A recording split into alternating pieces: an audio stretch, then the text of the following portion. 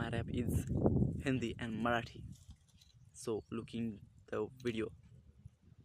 तेरा रैप सुन के आज हो गए पूरे 10 साल, फिर भी तेरे पुराने वाले है चाल।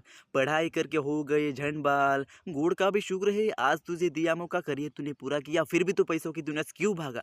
कैसे आज तू खुशी से रहना सीखा, कैसे आज तू खुशी से रहना सीखा, कैसे आज तू खुशी से रहना सीखा, कैसे आज तू खुशी से रहना सीखा। तेरा एड्रेस पूछने आई थी मेरे घर, क्विक उसका फ़ोटो खींचकर छुपा के रखा दिल के अंदर।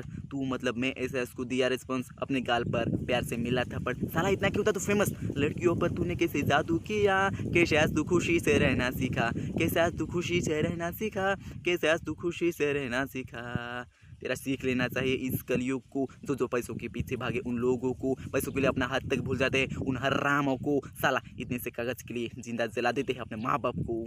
उनका एक बार तुम माइंड फिट करना, कैसे भी हो उनको भी एक बार चांस दोगे ना यहाँ। कैसे आज तू खुशी से रहना सीखा, कैसे आज तू खुशी से रहना सीखा, कैसे आज तू खुशी से रहना सीखा।